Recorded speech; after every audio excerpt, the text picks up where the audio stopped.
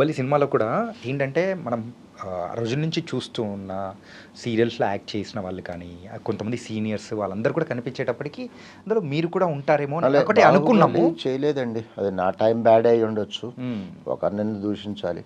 సరే ఏది ఏమైనా కానీ ఒకటే అనుకుంటా, ఉమ్, ఎవరినో ఎందుకు దూషించాలి? వాళ్ళ ప్రోడక్ట్ వాళ్ళు ఇష్టమైన వాళ్ళని పెట్టుకుంటారు, నన్ను పెట్టుకోవాలని రూల్ ఏమీ లేదు. నా టైం బాగోలేదు అనుకుంటానే కానీ చలో వచ్చిన రోజే వస్తుంది. ఓకే.